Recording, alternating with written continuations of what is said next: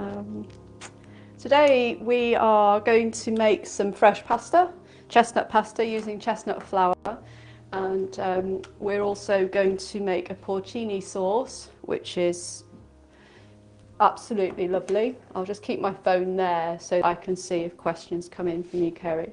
So we're going to make the porcini sauce first and get that ready, and then we're going to go on with making the pasta and roll it and cook it and cut it before cooking so it's the right shape, and we can discuss that. And then I'm going to bring in some units which I prepared earlier, which is a ragu, which is instead of a traditional meaty ragu, so it's quite dry. The recipe will be there, and but I can't demonstrate that, and some wilted greens as well. I can't do all of that in here in half an hour and survive, so I'm not going to do that. So the first thing I just want to jump into is porcini. So Merchant Gourmet or any other brand of porcini mushrooms, about 10 grams. These have been in boiling water for about an hour or so. It doesn't really matter how long they're in for, to be honest, but minimum half an hour. And a well-known issue with porcini mushrooms, of course, is the grit. And the grit is real. You know, you can't ignore this. And to make this sauce, which is perfect, and to have any grit in it would be a travesty. So I'm going to demonstrate exactly how to do it. So these have been in here, and of course the grit, because there is some, will have gone to the bottom and it will have been caught in the grooves in the mushrooms. So the first thing to do is to make sure when you touch them that you only touch the top of the water, if that makes sense. So just get them out ever so carefully and put them in a sieve over a bowl which has got some muslin in it. Now there are 3 or 4, maybe 4 or 5 layers of muslin there. So I'm just carefully getting it out because I just want the grit to stay in the bowl, basically. We're going to use this soaking liquor in the sauce, and we're going, well, all of it actually is going happily into the sauce. I'm just feeling down, but very carefully. I don't want to disturb the grit because I'm going to pour the water off, and the grit will stay in the bottom, so that's part of the job done of grit removal, and then the muslin will do the rest. So it's all about, you know, letting sleeping dogs lie. Right, I don't know. I think it's because of how, the question is, why does porcini have grit? I don't know is the honest answer. I could guess that it's part of the wild growing process. They are extremely flavoursome. They are my favourite mushroom, actually. I prefer them to the Chinese. They've got so much flavour. I can smell them here. The aroma is amazing, but there's always a little bit of grit, and it must just be part of the way that they are grown in a very natural and wild way. So here they are, and we're going to make a super smooth sauce. I mean, this is sort of restaurant quality sauce. So it far surpasses most restaurants, this sauce actually. And they will be very, very careful in any restaurant worth its salt to inspect the bit of porcini mushroom. Let's get you on a slightly different angle. Inspect all the mushroom and check that there's no grit in. So I'm just going to give them a little squeeze because I'm going to wash them. So just to have a look at them, and just, you know, they deserve some respect because they're not the cheapest ingredient, but they give so much. I can feel it. It's in my fingers now, the grit. So it's held in the gills, I suppose. So I'm going to just wash them. So the grit's already forming. It's already...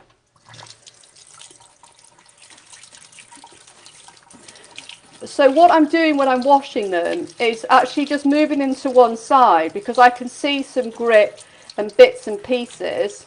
I'm shouting, although actually I don't need to, sorry. So I'm giving them a good rinse, and I'm just keeping them away from stuff I can see that's come out. So that is good. Let's just bring them over. And I gave them a little squeeze. So they can now just sit there. So they're ready actually. And then the rest of the sauce, the rest of the liquor, let's just check you can see, yeah, is just going to go into here very carefully.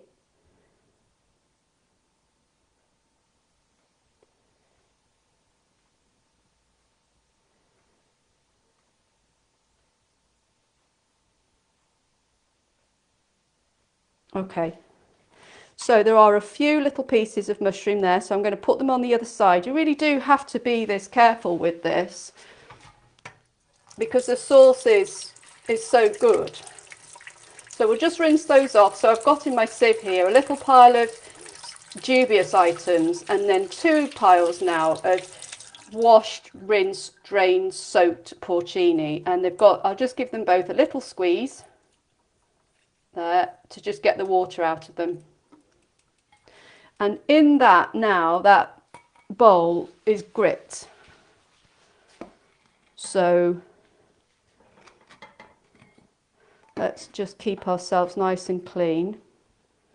So we'll put the mushrooms that we're using there. We'll get all the grit, the sieve, everything gone.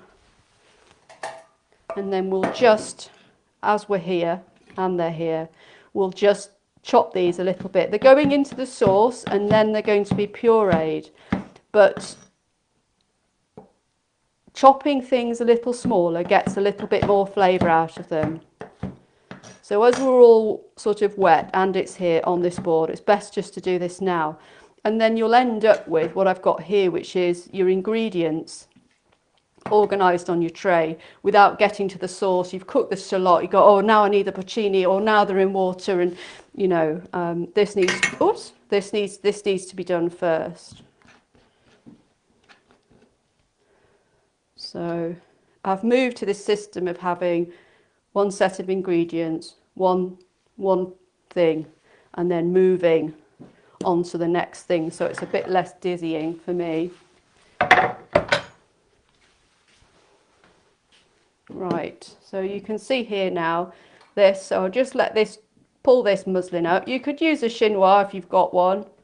I'm demonstrating with muslin because you can see so well the gritty bit there that I think you can see, yeah. So that now can just be removed and put in the dishwasher, rinsed, put in the dishwasher, washing machine, whatever. And what you end up with here is a nice clear stock. And that's going to go into the sauce. So let's just get my pasta water on, actually. Come on. There we are. That doesn't sound so good, does it? Oh, just a sec. Let me just quite know what's going on there. Slightly worrying. Right, so we're heating some butter. I'll just have another go at that because we're going to need this. There we go. There's somewhere a lesson in there, but I shall figure that out later. Okay, so we've got some butter. Vegan butter, unsalted, always unsalted. Always unsalted. I would never use a salted butter, I don't think, for anything. Always unsalted. We've been here before recently, I think, in terms of keeping heat quite low in pans. And I would suggest that this is kept low. You're going to put in some shallot, and I've got the shallot prepared here, quite small. It is going to be pureed, of course, but it's quite small, so it's going to hit that butter and it's going to release its flavour and more of it because it's small. You know, if I just chop that up in big chunks, the flavour would be held inside. So that's not what we want to do. I've also got a minced garlic clove in here ready. So that's going to go in, but that's going to go in slightly later, which makes sense because burnt garlic is horrendous. It needs no time at all to cook, basically. So we'll get on with this shallot and leave that there. So let's just be kind and quiet with the pan. So yes, a shallot, you know, we used them last week. We used mushrooms last week, and I sort of thought, well, maybe I won't use mushrooms again this week, but sometimes things just carry on over in my mind. So we're doing an open lasagna this week, And the reason I'm doing that is because I want to sort of open up the idea that lasagna isn't what we all imagine, which is meaty, cheesy, oven baked, square baked thing. It can be open, and you could take any number of vegan meals and make a lasagna of it. The beautiful thing about this dish is that it's all make ahead. Yes, it all is. Everything is doable in advance, including the pasta. The best way to freeze pasta is to make the dough, roll it out into whatever shape you want, freeze it on an open tray, and then when it's frozen, so say if you've made ravioli and you put them down on a tray, put the tray in and freeze it, and then get them out and put them in, bag them up so that you don't have a tray. Right, good. So we've got our shallot cooking now. Also in this sauce, we're going to be using miso. So sauce building, as we know, we've got to have something salty, the salt gone in. We've got to have something acidic, lemons going in. And then we've got the umami, which is sort of sitting on the centre of the tongue, and is the difference, I think, in cooking between, oh yeah, that's all right, with, oh gosh, that's really good. It's this umami. So these are the sauce ingredients we're using today. This soaking liquor is needed in advance of making the ragu as well. And the ragu needs about a tablespoon of that soaking liquor and some red wine and a deglaze. So we're just waiting for that to come up. What else do I need to say about porcini mushrooms? Probably not very much. We've got some oat gurt going in to oat gurt going in. I think we can see it. That's the fat element of any sauce. So this sauce here, I'm teaching you a classic French sauce. It's very, very similar to a classic French sauce. They put cream in. I'm using this Oatly product, which is really very good. I don't think they'd be using miso, but we're quite close. So each week I'm going to try to teach you something very classic, so that you've got it down and you feel like you're actually learning something real, not just learning recipe after recipe. So that's now, what I'm looking for there is for that to become a translucent shallot, because if it's translucent, it's giving up its water. Where do you buy the mushrooms? Merchant Gourmet dried packets of mushrooms. They'll be in any decent supermarket, to be honest. I think I got them from Asda. I rarely shop at Sainsbury's, but I had to go and get my 00 flour from Sainsbury's, my fresh flour. So probably there. They'll have them there. Yeah, they're with the chestnuts and that sort of thing. They're so lovely. As soon you get them out, you weigh them, and then you weigh the boiling water in. You've got the kettle of boiling water. You're weighing the water in, and as soon as that water hits the porcini, it comes. It's just beautiful, beautiful. I mean, they're like morel mushrooms. Okay, so this now is okay.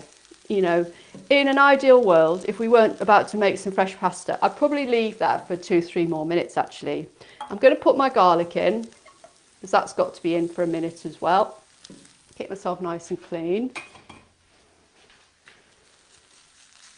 So this whole dish really is quite earthy, and it came to me because I was just thinking about what we eat when it's summer in Britain and it's raining.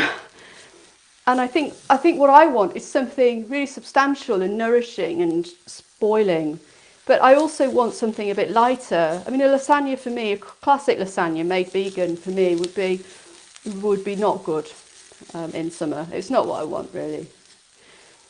So I wanted you to just see this and think, oh, okay, so I've got a few roasted veggies left. Oh, I could put those in a lasagna. I'll get some frozen lasagna sheets out. I'll let them, don't defrost them, just put them straight in boiling water. I'll use those. I can make a quick mushroom sauce. You could use chestnut mushrooms with this instead of porcini if you don't have them in, and it would be lovely. And I'm just going to make a quick lasagna, and it's like, oh, okay, it doesn't have to be this oven baked affair. Right, so that garlic is fine now actually. So let's just get a teaspoon of miso in. And I put the miso in at this stage so that I can just see it and press it and make sure it's mixed through. That's good. And then it really is a case of putting everything else in. We're going to use the sage bullet to blend this. So those mushrooms have gone in. I'm just going to stir those round a little bit. Let me just give you the view on that. Just going to stir them round a little bit. And the reason I'm doing that, I'm just instinctively thinking, okay, well I've rinsed those. Okay, they've had rehydrated, they've got water in them. Let's get a bit of that water gone. Because there's water coming in here and there's always a stock that can be added. So we want tap water out of the mushrooms. So that's just the sort of thing that somebody who can cook just does, really. So that's good. So we've got this in, and then we're just now going to put this stock in. I'm still being really careful. I'm just watching the final bit to check there's no bits of grit in. Can't stand it. So we're just going to let that say hello to each other. Just checking you can see. Yeah, that's good. Okay.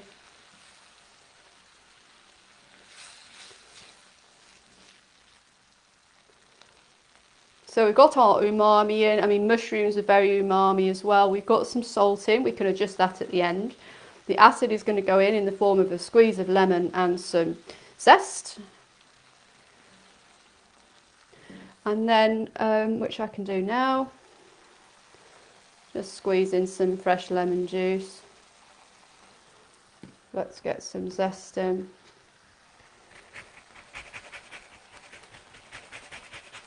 I've tried this sauce with and without this lemon zest, and it really is better with it. Just a little bit though. It's funny how subtle things are. So that now is coming off the heat. Let me just check that I've got some heat on here. Yeah, that's good. So I've got some salted water there, you see, to cook this pasta. I just needed that to come up. So we've got, let's just check you can see, we've got some oat gut here. Nice full half, this is a half tablespoon measure, so we'll get about a tablespoon in there. And it won't particularly mix, but it doesn't really matter because it's all now about to be blitzed. And it's going to go luscious and creamy. So what you want to do now is make sure that this doesn't become an accident in your own home. So you need this to be cold basically. And then you'll warm the sauce up. So I'm not going to blitz it now. I'm going on with the pasta now. I've got one blitzed already. But let's just get on with the health and safety aspect of this. Let's just do a camera angle that is good. So I'm just putting this in here. Okay, so just get it all in. If you want to, what I've been doing in practice is making sure this pan is completely spatulaed clean and then reheating the sauce when it comes to plating and practice plating and all that stuff, so that I don't have to reheat use a new pan. And also I just think there's some flavour in this pan. So I just get everything out because it's a silky smooth sauce and I don't want any bits in it. So that's what you can do with that pan. And so the health and safety, let's get to it. This sage bullet here, brilliant machine, isn't it? Okay, so it works because you have two things meeting and creating a seal, and then the product can move up the grooves and mix. Metal is the best one to do sauces with. Anything like this that's got any degree of temperature in should be done in here. No more than half a cup ever in here, so do it in batches. This is professional grade actually. You know, Vitamix is also very professional. What else do I need to say? Why metal? Because it will expand a little bit. So if you've got some heat, in here, and it goes in here, this metal go, oh, okay, I'm not quite sure I like heat, but I'll expand a little bit. If you use a plastic cut, no, it won't, it can't. So this is the bad boy to use. But really, do what I'm doing. Make sure it's dead cold. Sit it in something metal, spread it out, and do yourself the favour of knowing that that is basically stone cold, and then pop it back into the pan for a reheat. Now then, I have got some sauce I prepared earlier, which I'm going to use for plating, so I'm not going to go into that, but I am just going to do here now, you can see how it's done. So first of all, it's some pulses, and then I won't do it, but 30 seconds will do it. So just pulse it, you know, I always hold it, I don't know whether you do, but just, see, it won't work because I hadn't done that up. But it needs 3 pulses just to get everything going. Oh, okay, we're mixing. Oh, okay, we're mixing. And then you can start. That's how it should be done. So just some pulses, like that. 2 or 3 of those, and then 30 seconds. And that, to me, for me, in testing, has come up with a silky smooth, brilliant sauce, which I'll show you later. So that is it. I'm just going to move him over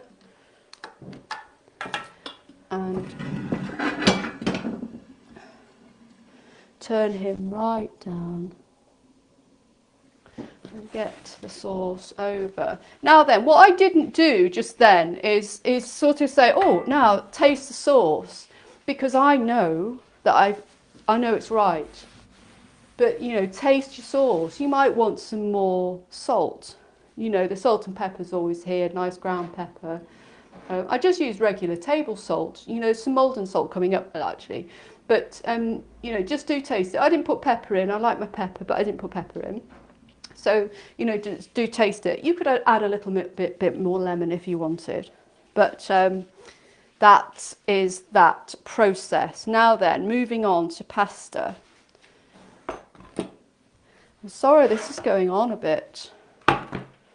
So, I've got here salted water, and I don't know how much pasta you've made in your life, but it makes it a lot easier if you have some hot water in something big and open. The bigger the better, actually.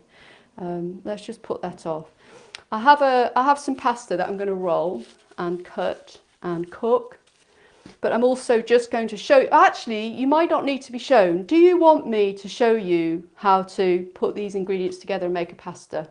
Because, you know, Kerry, it's 7:25. If you're confident with pasta making, fine. If not, I'm perfectly happy to demonstrate it. What's going to happen is it takes about 5 minutes to make it, and then it's going to go away, and then I'm going to roll one that's already done. Right, I'll show. Good. I'm glad I just thought to check. Right, okay, so let's just talk through our ingredients. I'm happy to demonstrate, but I don't want to keep you here just so. Oh, okay, not confident with pasta. Okay, all right then. Well, let's just hope that we get to the bottom of why that is. And I understand that. My first foray with pasta was in the Naked Chef days, and probably early 90s, when Jamie Oliver, some food photographer, cut pasta, fresh pasta, and hung it over the back of a kitchen chair. And I thought, oh, that's what I'll do. So I did that, and the thing fell on the floor. Then some didn't, and they stretched, and it was a disaster. And I didn't do pasta for 15 years. Just put me off completely. And then I just went to it again, and I had success with it by doing what I'm doing here, which is let's just take lots of the variables away and let's get the pasta right first. And then once we're skilled with handling the pasta and knowing when it's right and how to cook it in like sheets, we can make ravioli, because then we practice making it something to put inside it, but then we practice sealing it and holding it. And then we'll do another shape. So it's, and actually long strands of ribbons of pasta is not the best place to start. A flat sheet of pasta, cook it, okay, that's where to start with pasta, to be honest. So in here In this bowl I have got some double O flour, which is from Sainsbury's, and I don't think they've got it in Asda actually. Double O flour is specifically for pasta. It's got more protein in it, a different type of protein or more protein. Need to check that. But I just know that the protein behaves differently and it gives it the characteristic stretch basically. So plain flour, you could get away with it, but it falls apart. Really not good. I've paired it with chestnut flour, which is absolutely lovely, and it's got a really nice flavour. It's very smoky, and it sits nicely with the ragu and the porcini sauce, and it's like, oh, somebody just make this for me, do you know?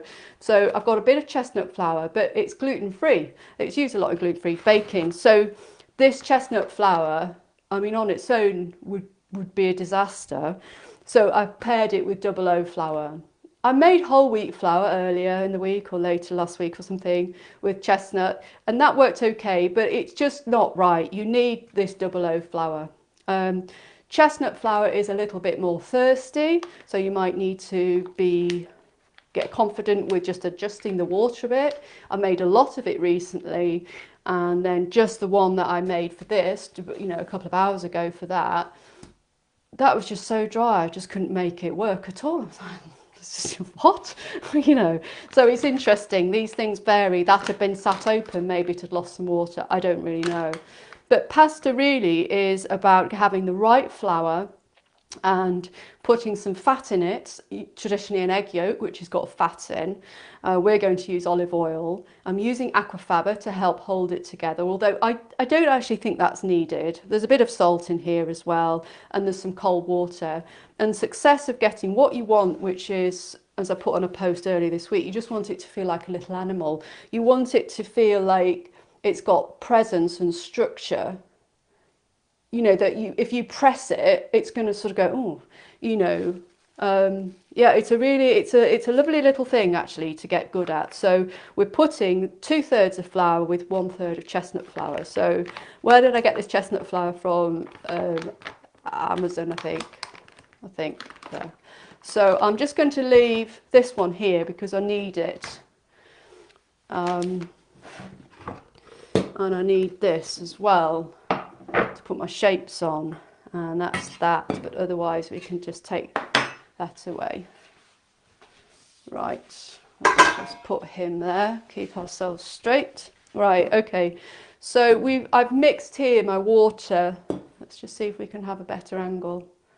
Probably that one, maybe, or maybe that one. Don't really know. I'll go with that one, I think.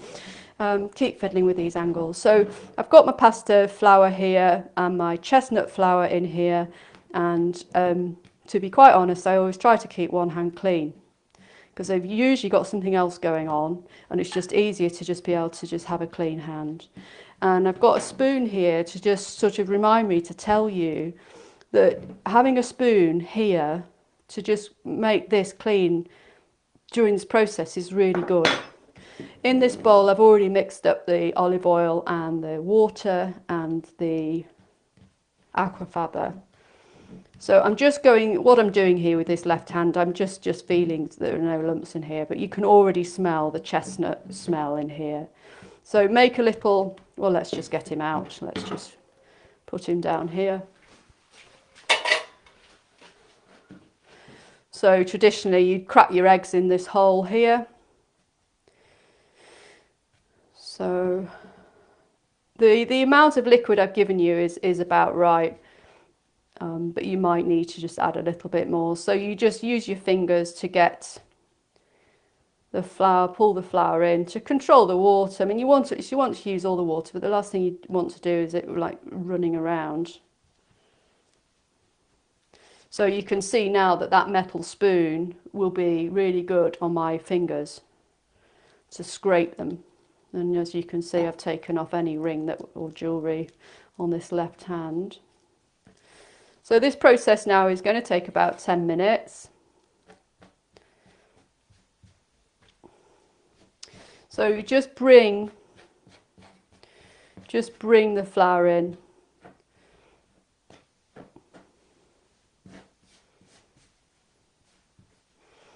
And there's water in the middle and it's all very dry at the outside. Let's just get rid of that bowl. So this is where you might just benefit from a spoon. If you had your other hand dirty, that's okay, but I can't possibly get my other hand dirty in this environment doing this with cameras and buttons and stuff. But I just quite like to just, I don't really like the feel of dirty fingers, really. I'm honest. So yeah, just work it round. Got a bit sticky there. I'm going to have to get my other hand in.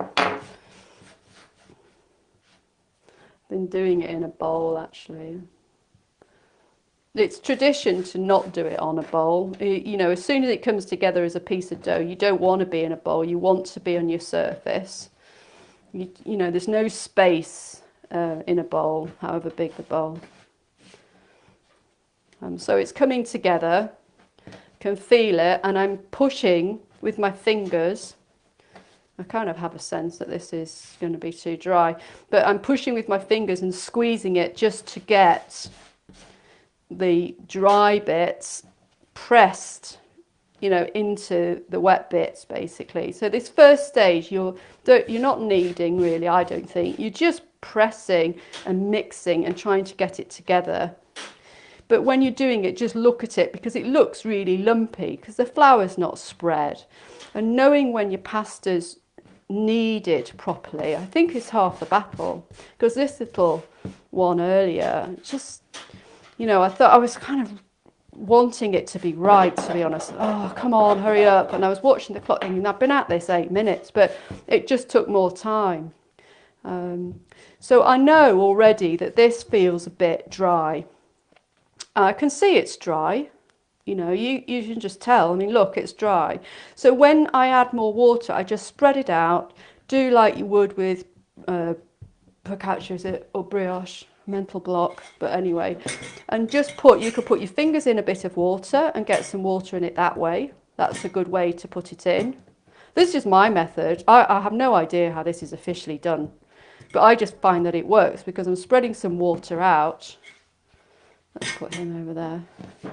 And then I just fold him in and he's kind of gurgling a bit. Ah, now that's better. You know it's getting, I'm starting to knead it now really. You know it's getting better when you can actually work with it. And it starts taking up everything from the surface because you don't want lumps. So let's just scrape all this up. And get that all over there. So that's nice. Okay, so I'm now kneading. This is what I'll say. So I'm looking at the time. So it's 7:34 on that kitchen timer there. And I don't need any more water. So you really want to, it's kind of a bit easier, I suppose, with a bigger ball. But for a ball this size, you would definitely need to knead it for about 8 minutes. I'm not going to do it for 8 minutes, will I? I don't know. No, I'm not going to do it 8 minutes because I can show you what it's like with that. But you really do have to keep going. And you can watch it. You can feel it. Once you've felt it and it's right and you've put it through the process and it works, you go, oh, okay. And you just then know. Sometimes it needs more kneading. A bigger ball would need more kneading. I mean, professionally, this gets done, you know, with a dough hook, I think, in a professional kitchen. It needs to rest when you've kneaded it. Cling film it, keep the air out. Are there any other flours you could use? Chickpea, almond, spelt. Yeah, but you also always need that base of the double O. You know, because you need, when we roll it out, you'll see how elastic it is. That's lovely now, actually. So I'm pushing it and I'm stretching it and I'm activating the gluten. This is perfect. It's got that extra bit of water made such a difference. So if you were here, you would see now that the flour is really nicely mixed in with the water. The thing about chestnut flour is it's quite thirsty, so you know you might need to just be aware of that. Chickpea almond spelt. Yes. Almond, no, probably not. I'm not sure it's ever ground fine enough. I don't know. Spelt definitely. Chickpea, yes. I mean, I don't really like the flavour of it, but yes, definitely for chickpea. Garbanzo. Hi, Georgia. I've got the door open. It's a bit cooler. She's come in to have a look. So that's really nice now. So I can tell it's mixed properly. I would do that. It's about 3 minutes on there, but I would do that for a good more 5 minutes, Kerry. Don't. So when it's right, it is right, but keep going. Do you know what I mean? You get to that point where it's just this beautifully smooth, soft thing, and if you look at it and if you try to break it up, it doesn't. It just stretches. And before, when it was too dry, when I did that, it just broke. Now it's just stretching. There is a little bit of a break in it. That's not quite right, and that's why that needs more doodah, this kneading business.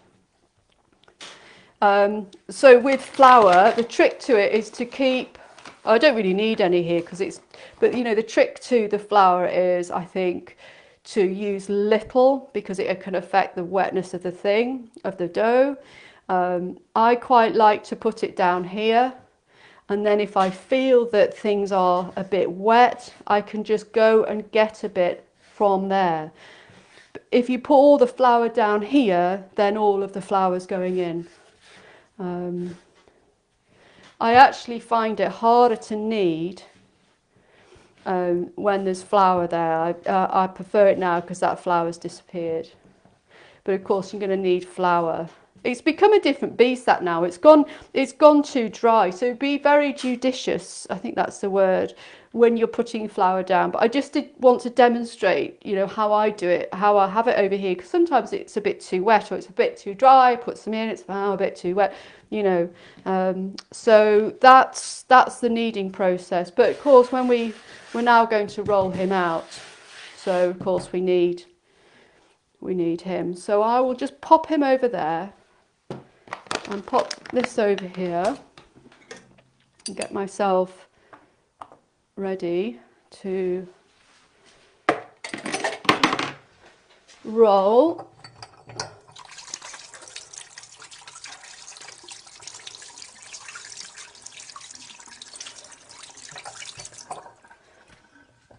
Yeah, double oat flour is the way for sure. Just thinking of things, but that's all going to come from my next bit, which is the rolling. I've said before this silicone, it's not silicone, can't remember the word, thingy, plastic. It's not plastic, but that is much better for rolling, and it's longer. I got this for cake making a while ago, actually. I forgot I had it, but you know, your average rolling pin is this big, but this extra length is much better. I've got this board here, so I'm going to just pop him here ready to put the shapes on. Now, what we're going to do is we're going to roll this out. I'm going to cut circles and then cut them in half. But you could take, I mean, I've got an old ruler from school actually, but scrubbed senseless.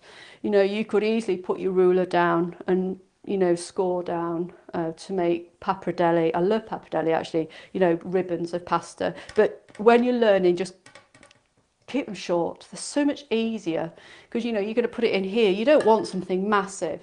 You know, just keep it short and sweet, or follow my lead, cut a shape, or just cut a square, make a square lasagna, whatever you want to do. I wanted to make semicircles. Need to get this on now. You just want a rolling boil. So this has got some salt in, always salt, and with pasta, as much water as you can possibly find. So if you were doing, you know, spaghetti or something, I mean, you probably know this, but you know, your pan would be up here and like this, massive. I have demonstrated before actually pasta making, not pasta making, spaghetti bolognese or something, I don't know. I got some flack online for that. It's like, oh, your pan's not big enough. It's like, well, actually, what I'm trying to do is to teach, you know, I couldn't do this and that. And I thought, oh, well, it's true. He was right. It should be very big, but I was doing it due to space. So I just wanted to sort of somewhat labour that point. Right, so this feels quite moist inside here. I don't think he's sweated, but he might be a little sweaty, but let's hope not. So I'm getting some flour there onto this pasta, and I think the key thing is how thin. You know, how thin is right. I'm going to roll out a circle, so quarter turns.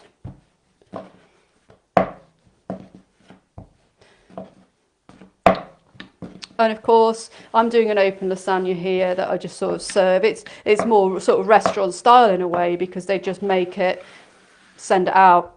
But if you're in a more of a family situation, then you could use all the elements that are on the recipe and put them in the oven and make more of a traditional square. But I would sort of encourage you to sort of do what I'm doing and just play about with it a bit and get confident with it. So you can see, oh, hang on. You can see, now that's better, sorry about that. When I'm rolling it, it's stretching and then it's stretching back. That's a good sign. It is absolutely beautiful, that, although I say so myself. It's so smooth, it's like it's made out of porcelain clay. I used to do quite a lot of pottery and porcelain clay was beautiful to work with. I always like doing things with my hands actually, think about it. Quite like sewing as well. So we need a bit more of that.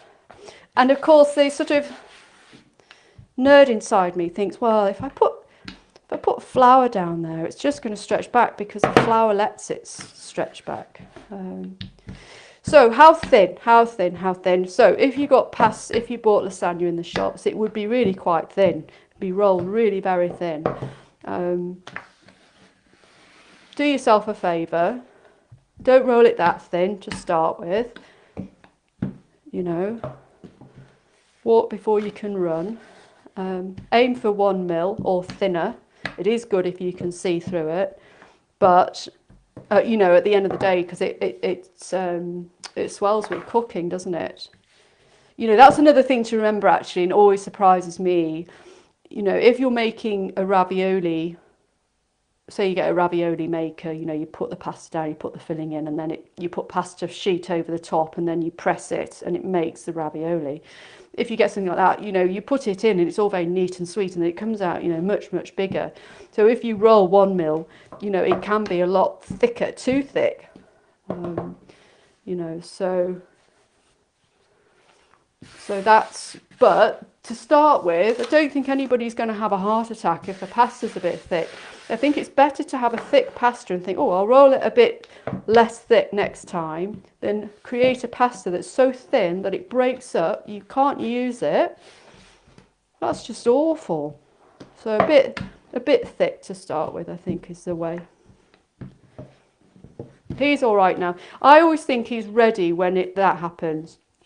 And I'm just going to have to do something like that. When I kind of, it's almost, you know, it creases really easy. That's when you're starting to get it really, perhaps a little bit thin. So I think we're all right. I can see through that actually now very easily. But just keep calm, go slow. If you have to put your water off, doesn't matter. Let's turn him up a bit and let's get some hot water. And do one process at once. Once you've rolled, away with the roller we go. And let's move on to cutting. And try to remember, if you can, to cut some test pieces. Cut and cook some test pieces. So this is my grandma's. thingy.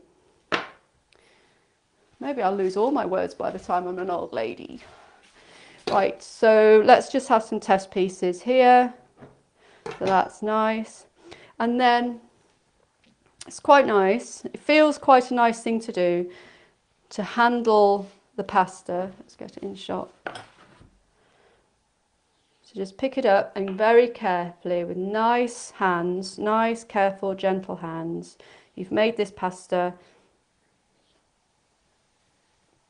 Get the pasta onto the board in a civilized way. Chop up the remaining sections and be done. So those are my test pieces. Let's just make a slightly bigger one. And then this, no, nothing will be wasted. That will all be made and rolled again with that one I just made 5 minutes ago. That's all going in there.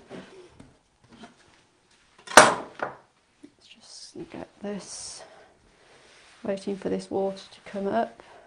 So there we are. That is really, really nice.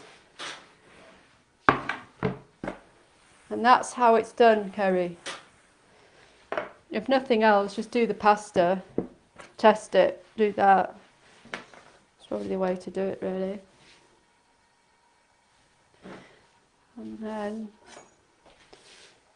And keep dry hands. That's another thing I think that can go a bit wrong. Just making some semicircles.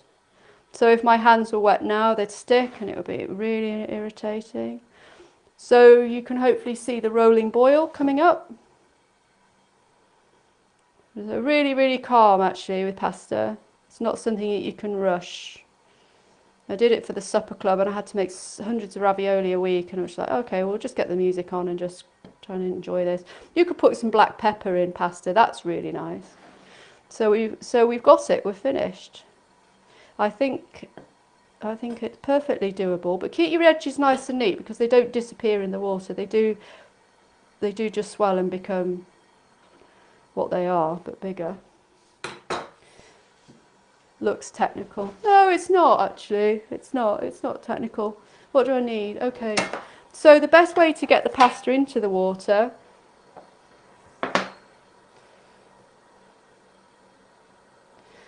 is by hand.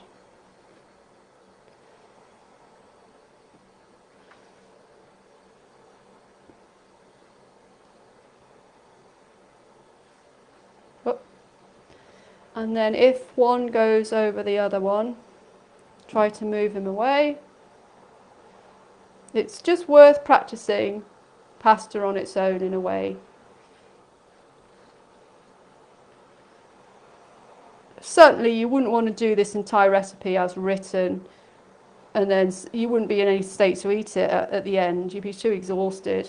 It's like get some ragu of some description on the go, maybe do the sauce or not, and then do the pasta. So we've just got a slight sticking situation there, but otherwise we're all right. So we're looking for a couple of minutes on that.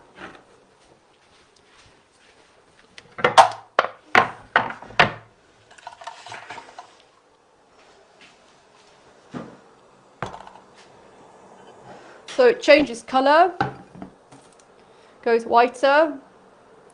It's annoying that that one's stuck. I'll probably get that at the end. Nothing else is stuck. Yeah, it goes bigger and whiter, but you've got your test pieces in so you can taste. That really is the only way to know. That's okay. So chestnut flour is a little bit more delicate, so perhaps to start with, if you're not confident, then just make it all with typo flour, or 00 flour as it's called actually, 00 flour. And it's done when you test your piece and you think, yeah, I can get my teeth into it, but it's not blown, you know. Just needs another minute, so that's that. I'll just get this out of the way.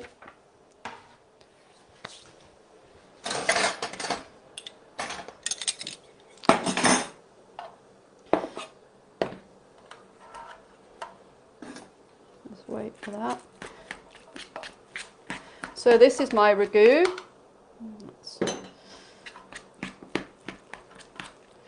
So the ragu is on the recipe. So it's a classic sofrito of carrot, onion and celery, all chopped up nice and small. It's got to be small and neat actually. And yeah, deglaze the pan with some red wine, use some of the liquor, bit of miso gone in there, tomato puree, bit of passata, and we're on. Now I know that that's ready. I don't need to test it. It's white, it's changed colour, it's consistent. So now out he comes.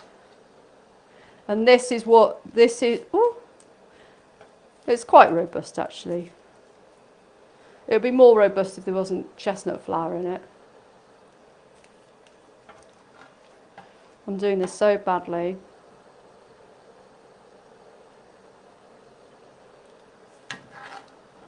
So this would be where you just wait for it to cool on a tray and then you freeze it. So that's the thing for you. If you're not sure about it, Kerry, just make some. Just do nothing other than make it and freeze it. And when it's frozen, get it out a minute before you want to cook it.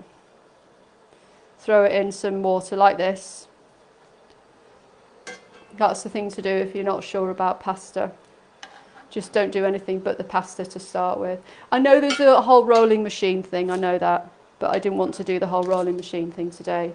A, because I don't think you necessarily need a machine to make pasta. They're fiddly, they're difficult to clean, I can't stand them, pasta machines, because they don't make good pasta.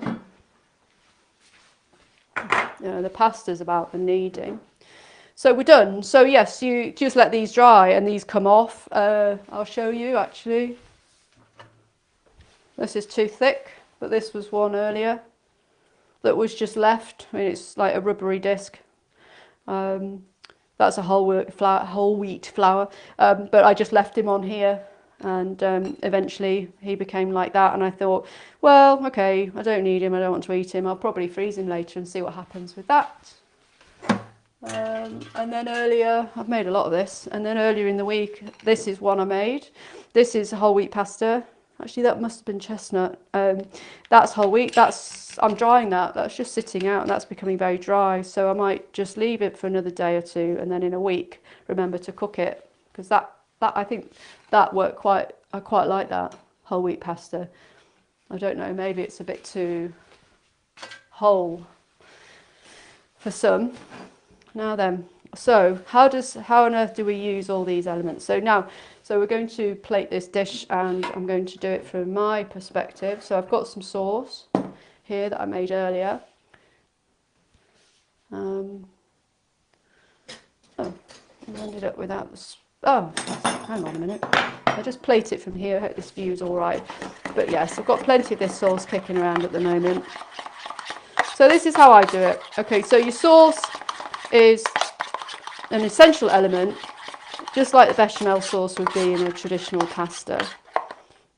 And so just slightly off centre, put some down.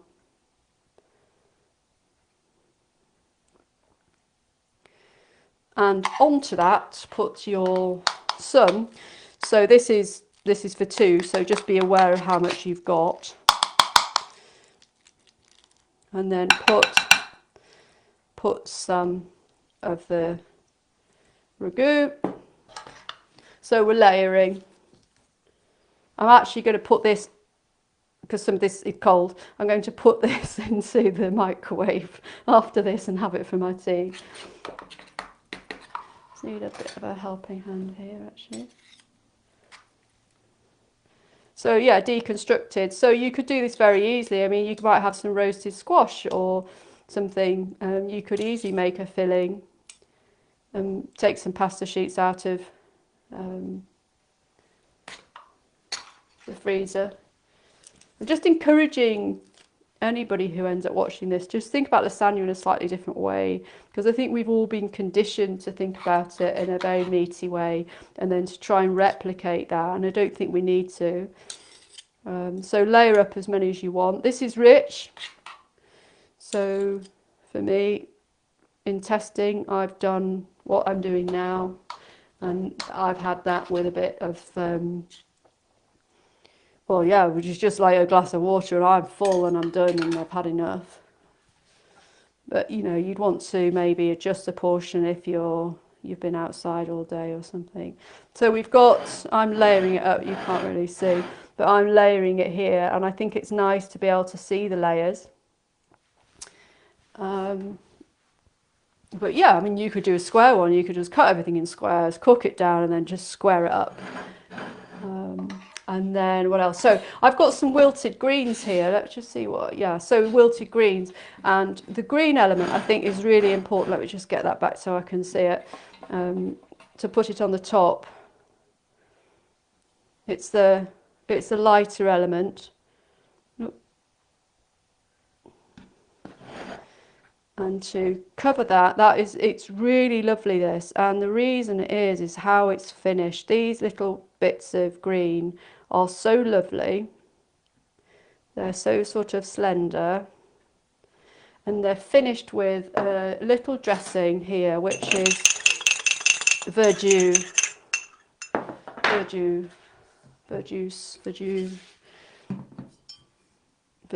It's unripe grape juice. It's lovely. There's some elderflower cordial in here as well. And this little bit of dressing sets these wilted greens off beautifully, actually. And then, of course, we need to put some toasted pumpkin seeds. Why? Because they're good on this. I'm not a big, not pumpkin seeds, pine nuts, meant to say. I'm not a great pine nut fan, but they're right here, and the little jewels, and they look really lovely because they contrast nicely with the green. We need a little bit of Maldon sea salt for a little bit of crunch on top of there. I probably, if I can't just put my hands on it, you might want to put a bit of lemon zest. And then finally we've got a smoked rapeseed oil. Nice to just put on, and that smoky flavour really does help bring out the smoky flavour of the chestnut flour. I think you'll be quite surprised how chestnutty it is, actually. But feel free to come and get some, Kerry, and try it. You don't need to buy all this stuff. I'll give you some sample pots of all of these things. But so that is it. There you go. So that's the lasagna. Oh, hang on. No, what I should have done, I'll just finish that off nicely, is the sauce. It's quite nice to just put a bit of sauce to frame it, and also when you're eating it to have, you can see that, to have a little bit more sauce. It's absolutely delicious. Well done for sitting through it. Sorry it took the time, but that's what it is. That's realistic.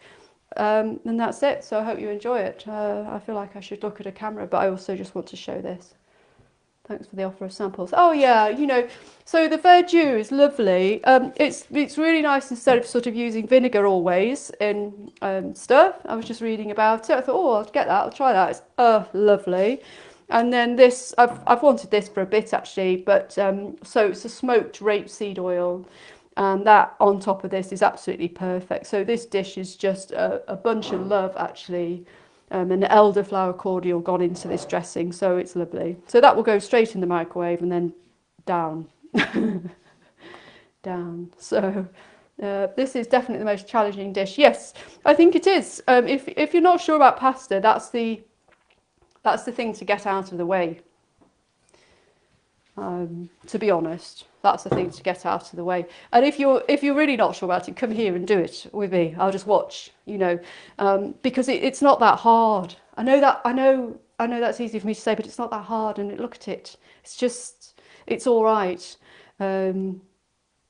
If you wanted to do this in advance, like you wanted to do this in the morning, and then you wanted to use these pasta sheets later in a lasagna and in more traditional, so use all of that, but just put it in a traditional oven-baked form, which is fine. You might just want to, although I don't know really, you might want to put a bit of olive oil on there, you know, get a brush or get your fingers in, I don't know. Yeah, so that's it. What else? I'm going to have to get used to oat creme fraiche. Well, yeah, I mean, you know, I bought both for last week and I had some left.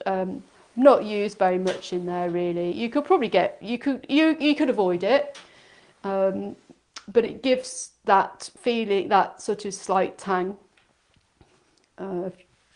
Let's get straight to it. Cream and cheese, dairy, cow variety, and it works really nicely. But yes, so come and get anything. So definitely come and get. I mean, I'm not going to do pasta again for a while. You know, look, come and get some of this stuff. This chestnut flour is amazing. Come and get yourself a bit of that and a bit of that. That's all good. I think that would, yeah, saves you the hassle, saves getting stuff that then maybe you don't use. These ingredients I will use, but I won't be doing pasta again for a long time, and I'm not gonna, it's just me. So, you know, there is a limit. Thank you, we'll call in. Oh, that's lovely, thank you, Damsons. Good, thank you very much. So that's it. There's lots of teaching points. They're all going to be in the post, and I hopefully get that done and live tomorrow, and a decent photo taken. But otherwise, thank you, Kerry. Thanks for coming. I hope it was useful, and I'll talk to you soon. All right, bye now.